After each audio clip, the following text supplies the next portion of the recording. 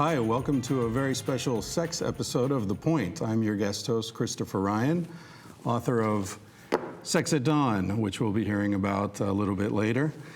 Joining me today, we have a very star-studded panel of top sex experts, including Nina Hartley, who's the author of Nina Hartley's Guide to Total Sex. Hi, Nina.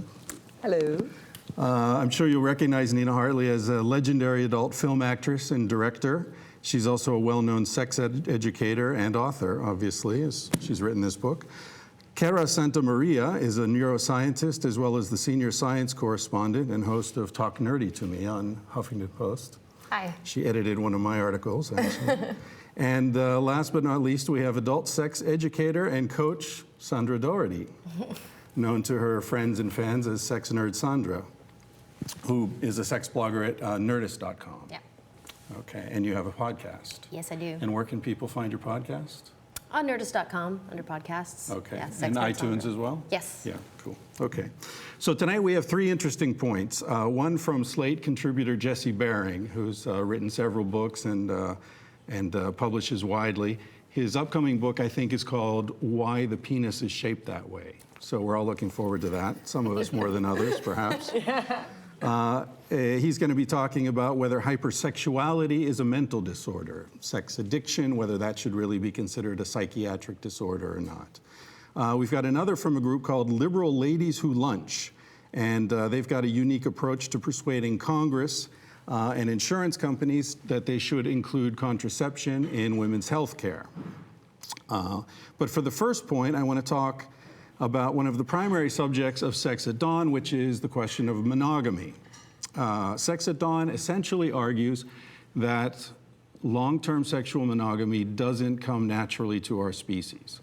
We look at data from anthropology, primatology, human anatomy, why the penis is shaped that way, and other parts of our body, and contemporary psychosexuality. So we're looking at four different areas of research, and maybe we'll cover a little bit of each of them tonight.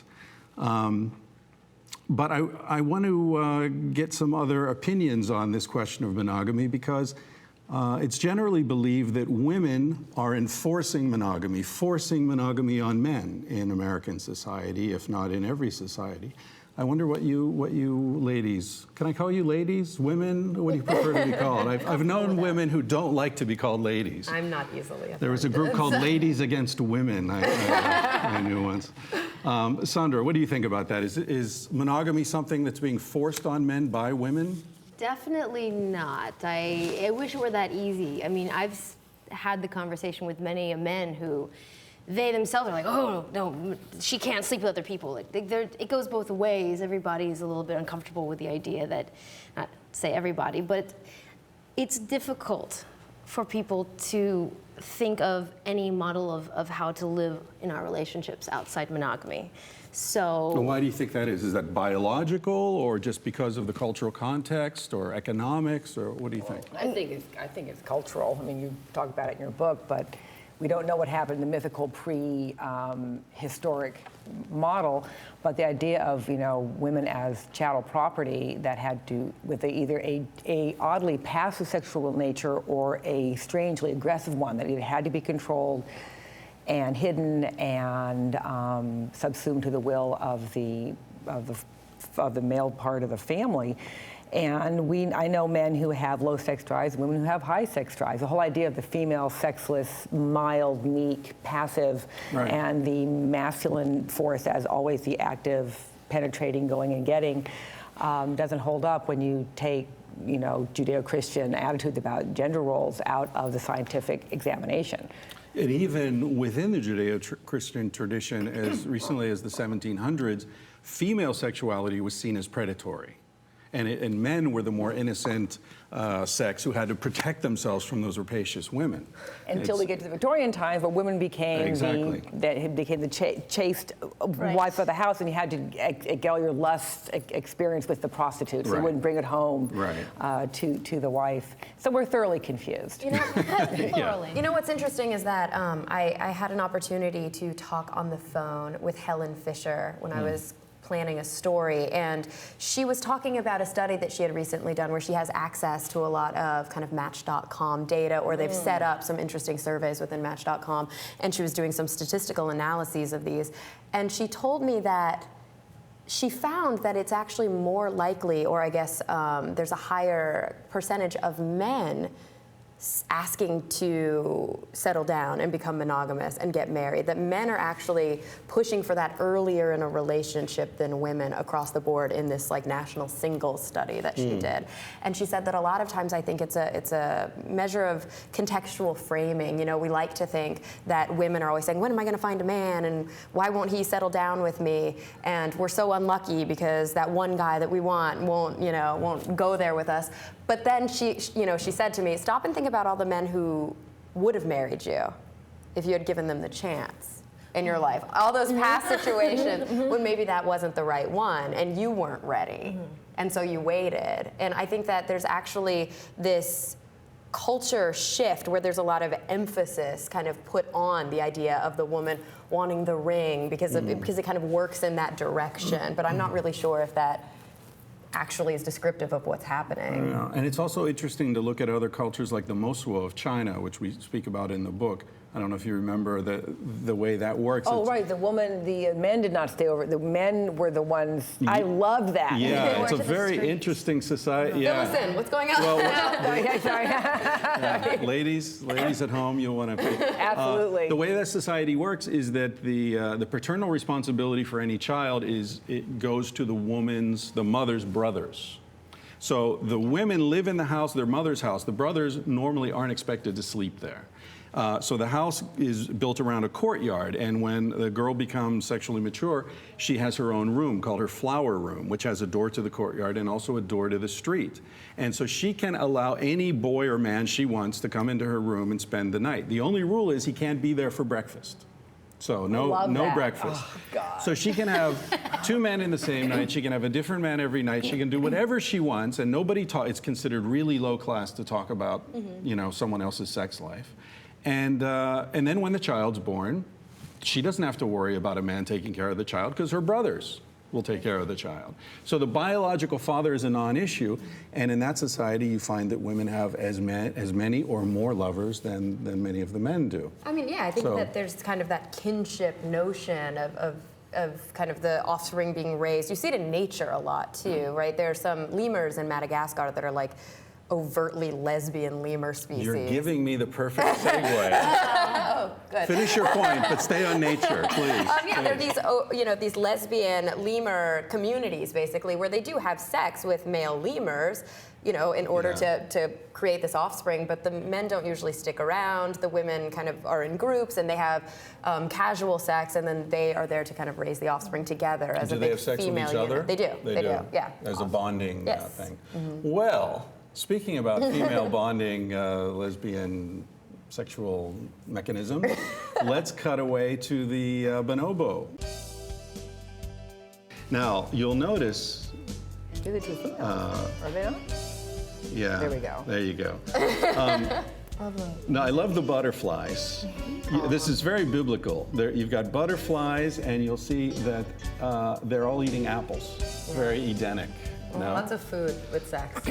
Yeah, well, nothing gets bonobos more sexual than some food, and it turns out that apples are their favorite thing. Oh, I love it. So you throw some out, particularly green apples, which you can't get in Congo, where they live. Huh.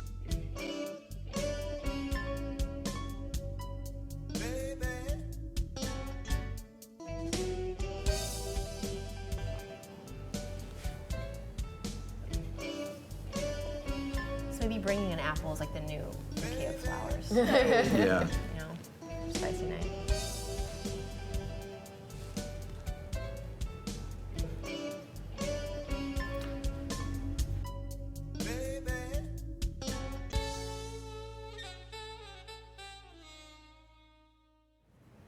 All right. right, so there we had a little bonobo sex. In bonobo society, it's all based on female pleasure. That's what, because bonobos, chimps, and humans, well, humans, there's different data, but bonobos and chimps are both female exogamous, meaning when they reach sexual maturity, the females leave their natal group to join another group so that the genetic mixing occurs, right? Anti-incest. So it's very difficult for them because they're going into a group where they don't know anyone. Right? Now, in the case of chimps, they tend to get beat up and raped and abused. In the case of bonobos, they have so much bonding among the females that the females stick together and take care of each other and keep the males both sexually satisfied, and they beat the shit out of them if any male does get aggressive. So the female bonding is really what makes the bonobo society so compelling. If any female bonding is to take place here, feel free, all right? It's HBO. It's HBO. Yes, but you know what? As odd as it is, I always have to, orientation, I think part of your preference is part of one's orientation more than just gay, straight, or bi. And so as a bisexual female, I can't imagine what it's like to look at half the population and not see potential sex partners. I just don't know I just have no clue. And as a polyamorous person, I have no clue about monogamy. I have a friend who's monogamous, and I ask her, how does that work? She goes, well, when I'm in love, I don't want anybody else.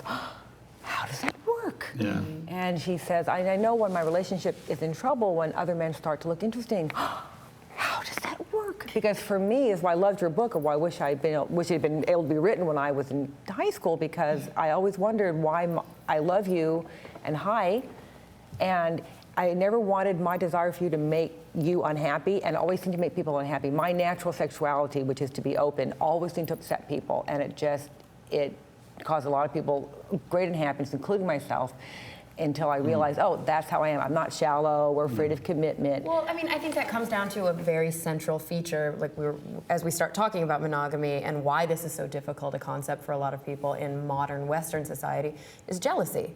It's very hard not to get jealous when you're seeing somebody and they want to split their affections with somebody else. And I know that you and I have had a conversation in the past about jealousy. You had some interesting insights on how to, I guess, avoid that greasy cheese sandwich. Yes. I remember it well. Yeah. Well, I think in the book what we try to argue is that our society, there are societies that accentuate and cultivate that feeling of insecurity that's at the base of jealousy, and there are societies that have rituals to diminish it. And we have songs like "When a Man Loves a Woman." Right? That's what we talk about in the book. He'll spend his last dime, he'll turn his back on his best friend, he'll sleep out in the rain if she says that's the way it has to be, I mean, if you love her, you'll throw away your dignity and everything else, in other words, Whereas in other societies, there are some tribes in Brazil, I remember, an anthropologist was talking about them, and he said, some of them who understand Portuguese, they hear the radio. And they're like, why are you people always singing about love? What is wrong with you? I mean, yeah, love's nice, but it's, part of life, I mean, maybe I'm just a product of my culture, because we all I think that we song are. is, I mean, I find, and not the song you like that particularly, song? but I find that notion very romantic. I also think it goes both ways. Because it gives you power. But I that's think why. on the flip the man side, saying, it's I'll die for you, baby. It's equally It gives you romantic if power. I could say that to the man. So I have a question. I think, So are you monogamous? Yes. Aha. So and that's your natural tendency. No. I'm the one Wait a sticking minute. out on the No, man. not at all. So I find that fat, but my sister is too. I mean, and so I have. Most people Claim to be. I think most people are serially monogamous. Serially, yeah. And I like Jan Savage's idea of monogamish. I know plenty. Except I always think of the Amish. I know plenty. I was a swinger for many years. I'm in that whole alt world, and I knew couples that would swing together 5 days a week, and others that 3 times a year. Plenty. That was enough excitement, that they did, or they didn't need a whole lot of it. And I always thought that jealousy was a cultural construct based on men's ownership of women, blah blah blah. Yeah, but so when I felt myself feeling it once, I was shocked. It's like, but this isn't natural, but you're feeling it. So I had to acknowledge my actual feelings versus my ivory tower theory of feeling. Sure. But for me but because I also was motivated to live an open life, I had to cope with what was at the base of my jealousy, which was insecurity, among other things. And I But wrestle all that human too. beings are insecure. I mean, that's a natural tendency that you're going to see sure, across the board. but isn't insecurity a form of hunger, and doesn't that hunger get enhanced by scarcity? Because think about it, we're raised by one or two people at most. Yes. We locate all our dependence Yes. on one or two people, and we It's learn. a very Western concept. Yeah, Yes. that's nothing like the way And humans are normally we seek raised. that fulfillment through the lifespan. You want total attention. And you what do want we total call each adoration. other? As adults, what do we call each other? Baby, yeah. What the hell is up with baby? You know? Yet it's somehow comforting to me. Yeah. So to wrap this up, because I'm getting the sign from over there, let's go to the opposite end of the spectrum from Nina's experience. And at the opposite end, who do we find? Charles Darwin. Okay, as far as anyone knows, Charles Darwin had sex with one woman in his entire life. First time being when he was 29 years old, when he married her, his first cousin, who was not attractive, not sexy, GGG, as Dan Savage would say, by any account I've ever read. And yet he's seen as the great authority on human sexuality, and he's really the Darwinian theory of sexual selection is what gives us this notion of the passive female selecting among the males, competing, and all that business. So what do you think? Do we discount his insights into sexuality because he had no personal experience? Well, I mean, or very little? He was basing, I think, most of these ideas on what he saw in nature. Darwin was a naturalist, and so his theory, like the origin of species based on natural selection, was based on looking at data from organisms on islands mostly, and he was able to see kind of evolution at hyperspeed next to evolution on a large mainland atmosphere. And I would not assume that Darwin was speaking from personal experience when And he described he was an expert these on sea ideas. urchins, which On have sea the urchins. longest penises of any animal. Yeah. I mean, Kinsey found plenty of evidence to the contrary. I mean, Darwin, he came to some conclusions. He saw his data in front of him. But, I mean, time has moved on. There is more information out there. We can come to new conclusions and build I on don't that. think that Darwin was arguing anything about kind of the culture of sexuality. I mean, when we look at this data, we're actually looking at how new offspring can compete for resources and continue the gene pool. You're talking about origin of species. Yes. I'm talking about sexual selection, the second one. The other book. Yeah. Which is still, you're right, it's still based on observation of the And the natural same thing, world. I think, when he did the but book he was about... a Victorian. When- He was pretty uptight. It's true, and when he did the book about kind of expression of emotions, a lot of that, he Right. took what he knew about animals and applied it to the human condition, which is to some extent what you did in your book. And I think that that's important, is to compare us to animals in the wild, but then also take into account a lot of the cultural components that shape what we do and who we are as humans and how it is that we're different from nature. Because, to some extent, even when it comes to natural selection, we're not really subject to those laws not anymore. at all. I mean, there's a lot of artificial selection. I love Absolutely. the part in the book, and I'd heard this before, but that animals that we thought were monogamous were actually only sexually monogamous, and not socially monogamous. Well, they're socially monogamous, not sexually Exactly, monogamous. yeah, Yes, yeah. and that to me was so refreshing. Like those fucking penguins. Yes. They make that movie about the penguins. Oh, they're so wonderful. Turns out they're with a different mate every year. Every year. Yeah, we think of that within a breeding season. Yeah. They don't look beyond that. It's also where does sex fit in your worldview? So I may get 98% of my emotional needs met with my primary partner, and I want to live with him. I don't want to live with anybody else. I don't want to live in a big room house full of people, and there's something really, really important to my psyche, my emotion, my sexual nature that only this person can give me. And I'm lucky that I don't have to choose either to never go have this or to break up with him to get this. I know this is not going to sustain me. This is my meat and potatoes, but I like a cherry every now and again. And how do we, with all the choices we have, bring our sexual behavior in line with our values in a way that sustains us and fulfills us, knowing our cultural biases, knowing what we've been taught. You have to make a choice. It depends. Yes. Obviously, you need to be on the same page as your partner. When it comes down to it, that's the most important thing. But then you have to make a choice. If your partner is not comfortable allowing you, or I shouldn't say allowing you, but with you going and getting that cherry from time to time, then maybe the cherry's not that important because Or you how would can rather the have that strong foundation. Or how can the partner who isn't the cherry, my thing is three-way experiences. One partner would love to have a threesome, the other partner says, no can do, not ever gonna happen. But how can I meet you as far as I can go? And for the couples I've seen, the person who does not want the threesome, I will watch threesome porn with you, I will point people out in the street. It's never gonna happen, but I will support your fantasy and not make you feel like a shit for having it.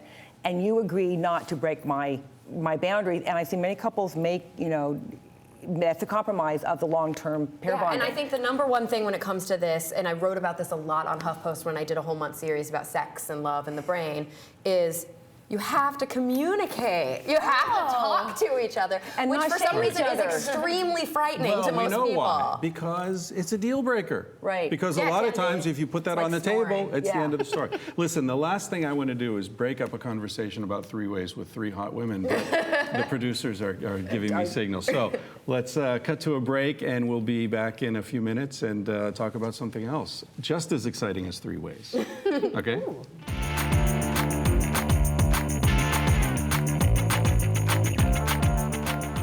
Welcome back. I'm Christopher Ryan. I'm here with Nina Hartley, Sandra Daugherty, and Cara Santa Maria. Thanks for that. It's interesting. We've got a Christopher, a Nina, and a Santa Maria. Is anyone else picking up on some strange? Do you mind if I call you Pinta? just for fun. Little Christopher Columbus reference. All right, let's take a look at Jesse Bering's video, and then we'll talk about what he has to say. Hey everybody, my name is Jesse Bering. I'm a writer for Slate magazine and for Scientific American.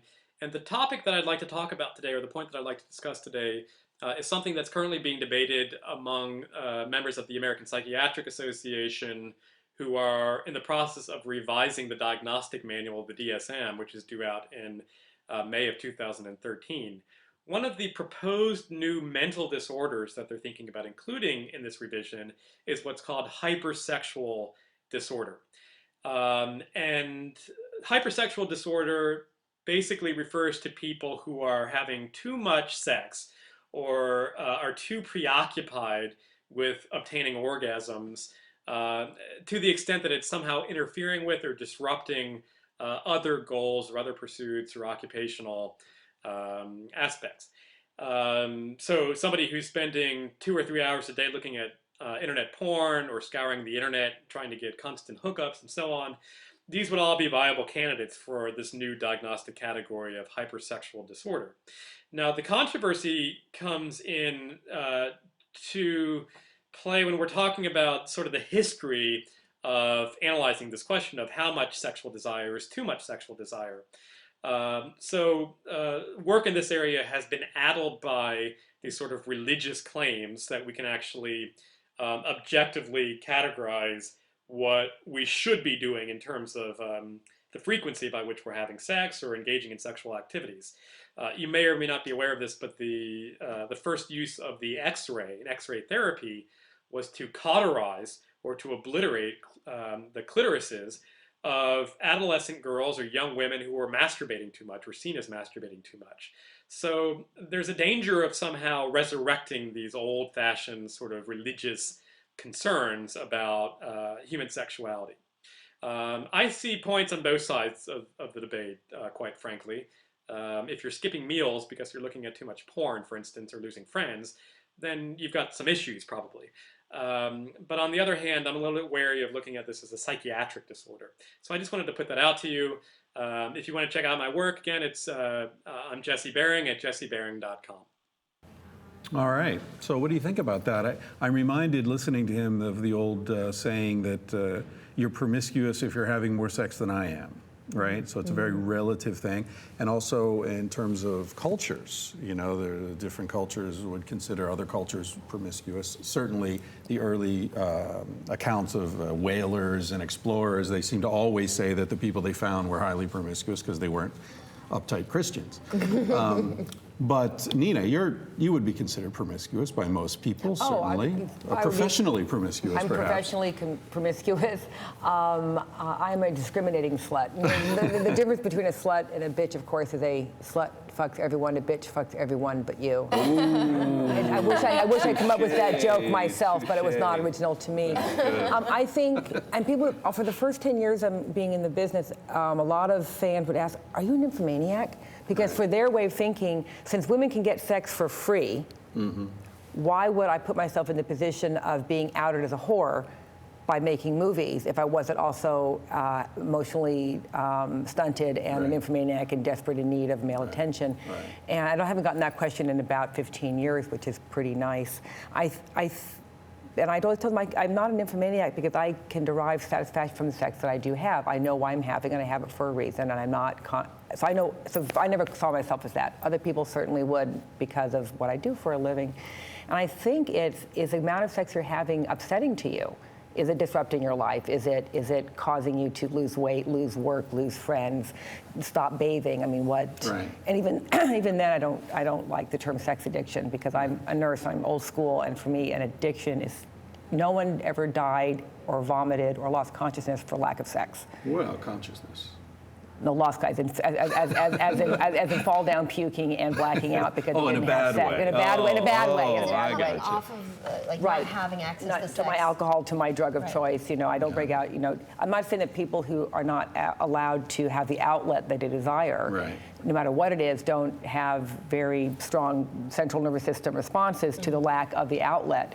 I think it's the what. I think it's the why, not the what. Right. Sex, Yeah, drugs, I tend to agree. gambling. Right. And anything Isn't can all be addiction anything sort can of- be misused. Anything can be used to try to blunt our pain and distress in the world. Well, I think Now you're getting deep. I think when it comes to addiction, I guess from a clinical, from a neurobiological standpoint, there is a difference between requiring a certain chemical to elicit a certain response and requiring a certain behavior wherein your brain mimics the chemical that you would be taking exogenous. Right. Like if you were taking cocaine, for example, and you became addicted to that cocaine, it could be somewhat related to going out and gambling and having a similar brain response to that behavior. You would have the same kind of dopamine response. But what's interesting is that the love pathway in the brain is extremely similar to the drug abuse pathway in the brain. And I don't think anybody has argued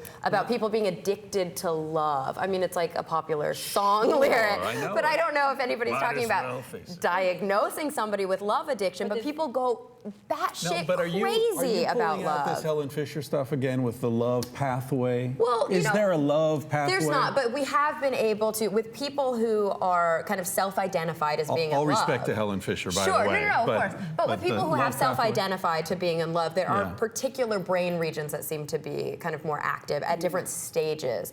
You see people who are in early kind of sexual experience, people who decided to be committed. There are going to be some different neurological regions that are a little bit more active. We can say it's a little loose like that. But I think really quickly, when it comes down to the question that was asked here, which is hypersexuality a disorder that's worthy of going into the DSM? One person that I've spoken to actually a lot about this is Alan Francis, who is an architect of the DSM-4-TR, which is the last version of the DSM. And now the DSM-5 is going to be coming out, and people are up in arms about a lot of the diagnoses that are going to into. And it's important because this is not just we're not just, arguing over wording. We're arguing over people's lives and whether or not they can get a diagnosis, and a lot of money. And when it comes down to it, in pills. I think that a lot of people are afraid that including diagnoses like hypersexuality is going to give individuals kind of a free ride. It's going to pathologize people who are bad at making decisions, perhaps, because it's very difficult for a clinician to see those shades of gray. And I do think that there are people who have a legitimate problem, which is impulsive sexual behavior. Like, they don't even derive pleasure from this. It's a common symptom of bipolar disorder. Do these people only have impulsive sexual behavior, or do they have impulsive behavior in many parts of their lives? People with bipolar disorder do. They generally have more impulsive behavior than just with sex. But it seems to be one of the areas that gets them in the most trouble. What do you think? Do you run into this in your podcast? Because you get a lot of input from listeners, right? Yes, I talk to a lot of people about their sexualities. I mean, I haven't run. Even the most sexual humans that I've talked to are totally. The problem with this is that I looked at what it takes to be classified as hypersexual. And there are 5 things, and you have to have 4 of them. And I technically, by these standards, I'm hypersexual. And I definitely do not have a disorder. Are you going to tell us which is 4? that a false positive? Well, right, us which one you because it's don't have. difficult because exactly. we think about it all the time. We talk about it all the time. We read about it all the time. We have a fair amount of it. And what's the 5th one? No, it's you're disregarding risk, like from your sexual activity. Like sometimes I might be a little late to something because you know what, I'm very stressed out and I may need to masturbate. But you know what, that's gonna make my whole day much better. Disregarding risk? Is that what it is? Risk. There's risk that comes along with all sexual Well, that's what I was going to Right. say. And how do we define risk? And how do you How measure risky does it how have to much be? risk is too much risk? Alcoholism might be like you lose your job, those sorts of things. I mean, but things like excessive, you spend excessive time doing this, and then that's just completely debatable, you know. And if you have a psychiatrist who has certain values, may think, oh, more than true. 10 minutes, that's excessive. Click, you know, and you only need 4 or 5. And others, 2 of them are responding to either a stressful life event or your mood, like boredom. I'm bored. I may want to get off. And or every monkey in Or the I'm zoo has a sex depressed. I want to habit. have sex with my boyfriend or my Right, husband. exactly, yeah. Sexuality is used to bond with your mate. So if Right. you're having a fight and that life event causes you to go, let's, you know, close the intimacy gap by having sex, and then suddenly that's 2 out of 3 guys. So make-up sex is pathological. That's a problem. Yeah, So that yeah. it's just too difficult. I think there's a big difference between somebody engaging in hypersexual, and I'm not going to use that as a diagnostic term, but as a descriptive term, somebody engaging in hypersexual behavior, and it may create some problems in their life, but they're still enjoying it. And somebody engaging in hypersexual behavior and the entire time not deriving any pleasure from it, because there's a drive, a fundamental neurological drive to do something that is detrimental, and they can feel it being detrimental even throughout the But aren't experience. they still getting something that could be described as pleasure that compels them to do it?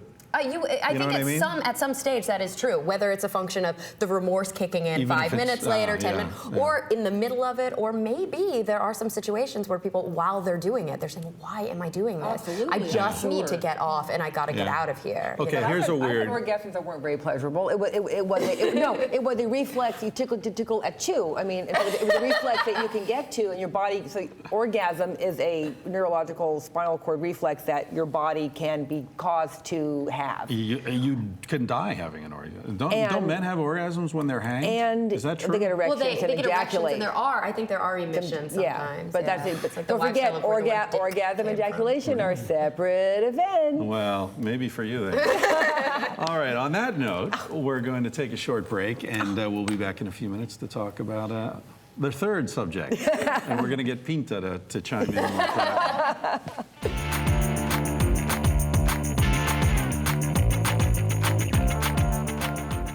Welcome back. We're going to talk about one more point tonight, which is from the Liberal Ladies Who Lunch, an organization who have called a sex strike to support coverage for contraception.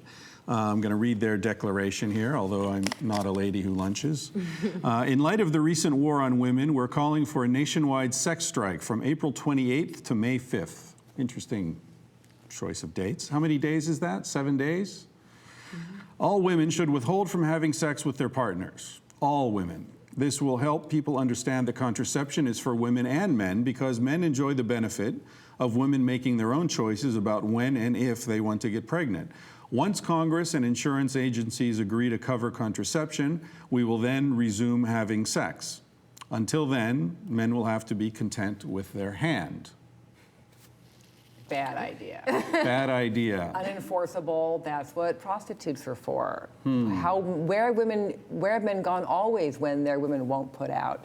It's a cute idea. It was great. Melissa Estrada made a great comedy 2,500 years ago. Yeah, ancient Greece. Yeah. But I don't get the humor, but I don't think it would work. I don't think all men go to prostitutes when they're No. women hold out. No. It's only a week. How many men only get only a laid week, once yeah. once a month as it is? I mean, so there's I think that. the issue here is not our individual partners. I don't have any reason to think that the choice of mates in my life are in line with Republican congresspeople on this Right. issue. Right. So I don't think that How's me that gonna personally work? withholding sex. I mean, it's making a statement. I signed a petition. I think that Right. getting the word out is actually really So important. how would you feel but- if your male partner said, "Hey, I've joined this organization that's not, sorry, I can't have sex with you this week because we're protesting the war in Afghanistan." You know? I mean, I don't think I would be that It's offended. It Isn't seems it kinda ridiculous, ridiculous? but I think that if that's an important thing to do, and there's a lot of heart behind it, and it's, an important piece of activism, I would support it. It's just a week. I mean, It's just a week. It's not that hard. I have a Yeah. vibrator. Oh, the vibrator. I read an article today, I think it was in Salon, about these new, what are they called? Artificial vaginas? I don't know what you call them. Fleshlights and these Which eggs. ones? These eggs eggs, from eggs, Japan. yeah. Apparently they're great. I'm way behind the curve on this one. It's another issue, of course, but when the technology gets so good, Sex toys are never going to replace No? partners. No, they're not. I mean, to just please our genitals, sure. However, sex is for so much more. But what if than Siri just- could have sex with you? Well, that would be remarkable. Siri, find the nearest Thai restaurant and all right, well, Phone sex. That's what real dolls are One thing for. about toys and gizmos is they don't have a pulse and they can't hug you and they can't look in your eye. They can't support you when you're having a bad day. And they can't withhold when you're congressman. Back to the Exactly. Thank topic. you. Very Back good. to She's good. Absolutely. So do we all agree this is a really stupid idea? The stupid idea, but it gets us Oh, talking about it. maybe Sandra does. I actually think it's a wonderful idea Oh. because it gets the discussion going. Because this really, okay, yeah, superficially, this is a war on women and contraceptives and pills and all this stuff. But truly, this is a war and a denial of our sexuality. Like, this is a war on sex. And I love this because it's making a direct connection for people between contraceptives, which is something you get at the pharmacy and is really sterile, and your HMO is involved, to like two people in the bedroom What are we making gonna do? love. Yeah. I mean, that's the truth behind all of this. This is all just superficial stuff. The underlying thing isn't. I think we need an organization called Men for Women. Have 1 million men march on Washington for women's contraceptive. No, I There's think that's also- true, and I think that there is a big group of men who just haven't really unified. And those in that guys are way. going to get laid. Well, yeah, Let me of tell you. course. No question but about that. I did a piece for HuffPost about the statements that Rush Limbaugh recently made, and I kind of Skyped in with an OBGYN and said, these are the top 5 things that Rush Limbaugh should know about Right, birth I love control that. and doesn't. I love that. I think I Unbelievable. tweeted it. And I had some, I got a lot of hate mail that day, and Of course. I kind of tweeted about it, and I had this kind of big rush of men tweeting back to me and saying, don't lump us all in together. And I was like, of course not. I was just saying there's a lot of misogyny on the web, not you. And Right. I really support, or I really appreciate that kind of support. Right. And I do feel it. I just don't think there's a unified kind of voice Yeah. for a lot of feminist men. And I think Yeah. that that's a scary word, It's like Rush called us Yeah. feminazis. Right, I know. Like, Right. it's a scary word to say, I'm a feminist. Feminist. It makes you sound like, Well, that's why the work 60s you've bra been doing burning. and Susie Bright's been doing is so important. Sex-positive feminist. Yeah. And this also presupposes that the only sex there is PIV, intercourse, Right. which is penis and vagina intercourse. There's so many things that a man and a woman can do together that are mind-blowingly orgasmic that do not risk death or babies. And so, you know what? How about we take intercourse? You know what? No intercourse. What else might we do? Yeah. The Republicans are forcing us to have anal sex. yeah. Really, if you think about it. oral Only sex. education always Right. ups the rates of anal Absolutely. sex and oral sex. and, and yeah, well, and Right. yeah. pregnancy. Talking about education, I don't know if you saw an article about the way Dutch parents deal with teen sexuality. It's really interesting. They sell smaller condoms. No, those are the Chinese. And the Indians. No, seriously. I also- Asia. it's In Asia, Scandinavian too. They the have- standard condom size in Asia is significantly smaller than in the Western world. Sorry, I'm just saying. well, And in it's- Ireland. I mean, I'll take it. Sorry. A teenage boy, most teenage boys are not able to wear safely an adult condoms. And here they have Snugger Fit brands. And I heard in Scandinavia somewhere that they are also marketing a brand of condom for the in-between set. Oh, can you imagine how up in arms people would be in this country if it was like, we're making a middle teen condom just for your sexually active But also, kids. it makes the whole "what size do you want" question real. You know, the nightmare when they have. Also, what always gets me about the conservatives is, well, we can't talk about it because it will give them ideas. I think Mother Nature takes care of that. Oh, yeah. I mean, that's a we bullshit argument. We have 10 million years of evolution and 20,000 years of culture. Yeah. Which weighs more? 5 million years of evolution. Well, the thing that happens in Holland that's really interesting is that when a teenager has a boyfriend or girlfriend, they invite them over for dinner, meet the parents, and all that. So, and if the parents like the kid, and the kid's welcome to spend the night That's nice. in the girl's room or the boy's room, and the sexual conversation is happening openly and everything. And the interviews with the parents, they say, well, in Dutch there's an expression, I can't remember what it is in Dutch, but it means you tolerate in order to control. Mm-hmm. So, and that's the way they deal with drugs. That's the way they deal with pretty much everything in Holland, immigration, all sorts of things. In some cases more successfully than others. But with the teen sex thing, teen pregnancy rates are a third of what they are here. Yeah. The STD rates are, I don't remember what it is, half or more. It's incredible. And as you said, even in the U.S., in states that have a tolerant approach to sex ed, the rates are much lower, and in the abstinence-only states, much higher. You'd think that they would look at the results. Why don't we have single-payer health care? It makes sense from the bottom line. For every dollar you spend on prevention, you save $5 on treatment. For every dollar you spend on sex education, you save money on. None of these issues are rational. I mean, where Congress is standing on this is not coming from a scientific perspective. No. It's not coming from a monetary perspective. It's coming from a religious perspective. Right. I mean, that is fundamentally underlying these policies. Right. Although religious is such an interesting thing because, isn't religion about love and tolerance and respect? But Not politically. The Judeo-Christian religion. That's a good point. It's been co-opted. The religion that our laws around sex, sexuality, and sexual expression are predicated on the assumption that we all know that man is sinful. We all know that women need protection from male lust. We all know that her proper place is in the home as the caregiver of children. Yeah. We all know that it's an election year. That's what we know, and that's how you get your people out to vote, is to bring up these issues. That's the end. And let me just say, there's a wave of Santorum swashing across the land. I mean, where is it? He won 2 states last night? Mississippi and Alabama. Mississippi and Alabama. Who have the highest rates of teen pregnancy, teen marriage, divorce, obesity, high blood pressure, heart disease. And what is Santorum against? Public education. Right. What is he against? Right. Higher education. What is he against?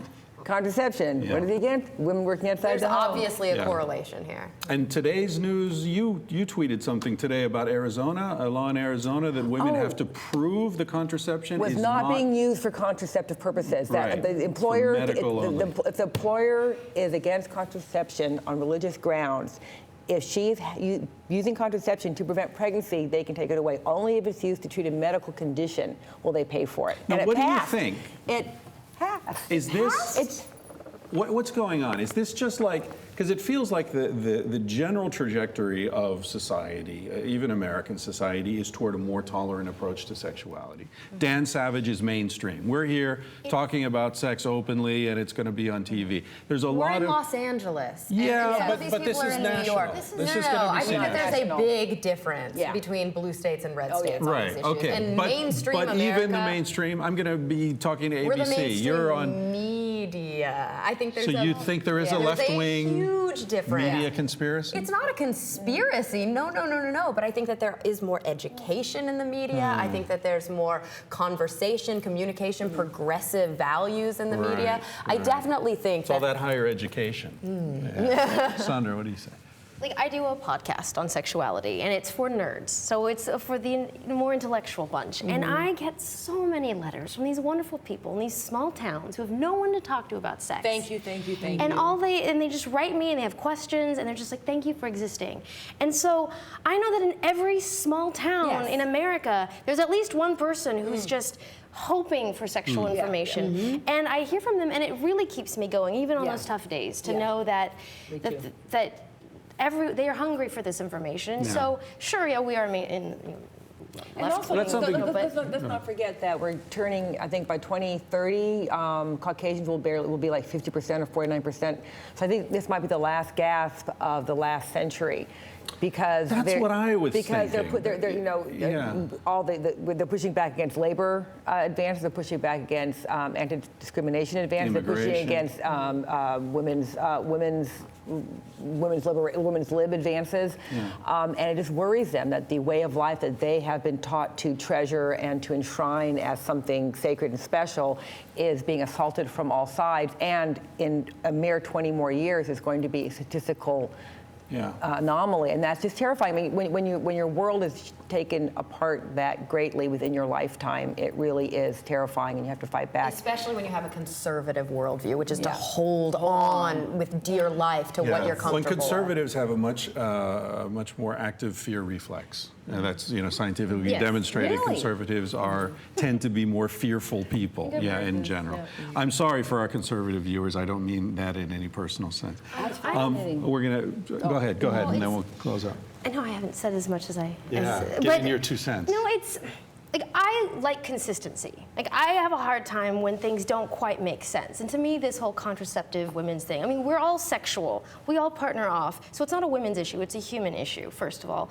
But if we're going to go after hormonal birth control, why don't we just say contraceptives are illegal, period? Like, why are we not saying let's just make condoms illegal? Let's just I hold don't think back. anybody's trying to make them illegal. Well, not illegal, but hold them. It's like if we are. Well, St. Thomas said they should be. America, at some point, we have to just go, look, are we against contraceptives or are we for contraceptives? Because they all go under the same umbrella. If we're just going to pick at pills today, next year it's The Catholic Church has come out over and over and over saying that they are against contraception. They have huge kind of rallies in Africa trying to prevent individuals from using condoms. But when it comes down to it, 98% of Catholic women use birth control. Right. So there's a big difference between what's being kind of disseminated to the masses from on high, and what the average citizen is doing in their private life. Did you really say disseminated? You did, didn't you? All that does is just so frustration and distress and guilt within the individual, which is just so sad, as opposed to my church supports me in taking care of myself and making responsible choices. I'm going against my God's teaching, but I really don't want to have a baby.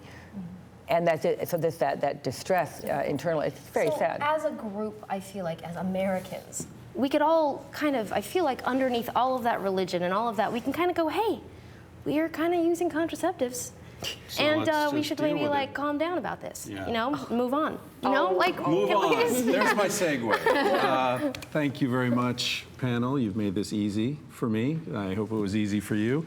Nina Hartley, which we can see you at nina.com. Is that right? Nina.com. I can't believe Nina you Land. got that URL. That's fantastic. Sex Nerd Sandra, also known as Pinta tonight. Cristobal. And Cara Santa Maria, who writes and does a video blog at HuffPost, right? 3 times a week, you said? Around there. So you can both read her and see her on HuffPost. Nina's book is Nina Hartley's Guide to Total Sex. And my book is written with my lovely wife and co-author Casilda Jetta, Sex at Dawn. And that'll wrap it up for us. Thanks very much, and hope to see you again.